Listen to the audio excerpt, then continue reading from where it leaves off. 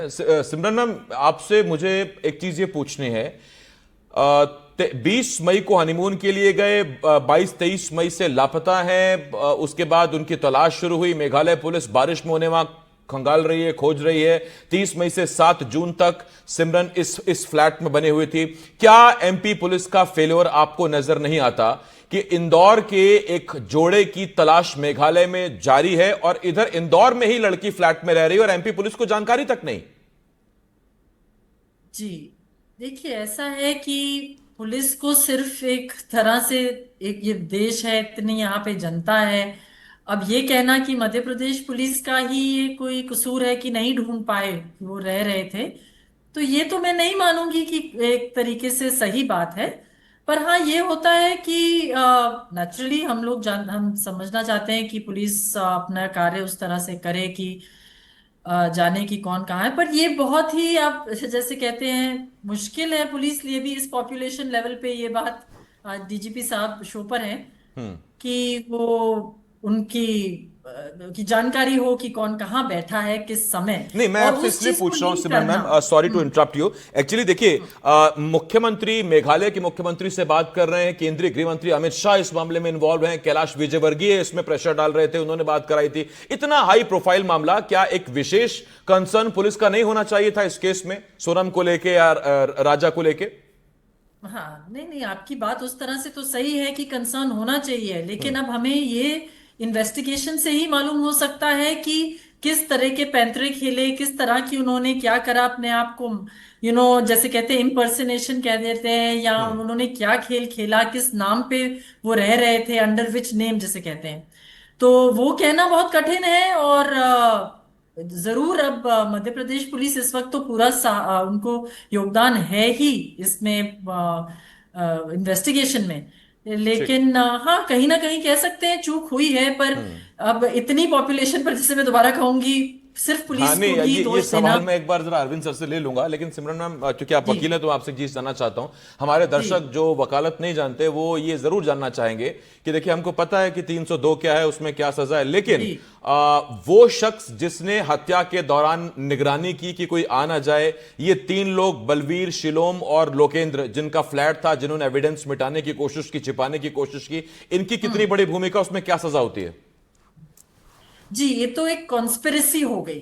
जैसे जो सारे हर एक आदमी जो इस कॉन्स्पिरेसी का पार्ट रहा है, चाहे वो किसी भी उसका कॉन्स्पिरेसी का पार्ट रहा हो, छोटा बड़ा जैसे भी उसका उसमें भूमिका रही हो, वो जरूर कॉन्स्पिरेसी का पार्ट रहेगा। और सबको वही सजा होगी जैसे कि जो जिसने मर्डर किया है।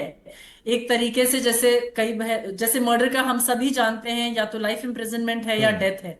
अब वो सबूत और इन सब चीजों का बात होती है, और ट्रायल चलेगा, लंबा ही चलेगा। और दूसरी बात यह है कि फिर कॉन्स्पिरेसी के तौर पे सभी को प्रोसिक्यूशन जिसे हम कहते हैं, उसको इनको वो झेलने बनाएगी पड़ेंगे। बात। मैं समझ गया सर। मैम, अरविंद सर, अब ये एमपी पुलिस वाला एंगल मैं आपके पास लेके आ रहा हूं। क्या आपको लगता है कि एमपी पुलिस उस वक्त थोड़ी ढीली पड़ गई इस लिहाज से कि मेघालय की घटना है, मेघालय पुलिस देखेगी, हमारे यहां से तो गए थे, अगर जरा से हाथ पैर शायद मेघालय एमपी पुलिस ने मारे होते तो वो पता लगा पाते कि सोनम जिंदा है और वो इंदौर में ही मौजूद है, भारत के किसी अन्य शहर में नहीं, इसी इंदौर में, और ये इंदौर पुलिस को ही मालूम चला।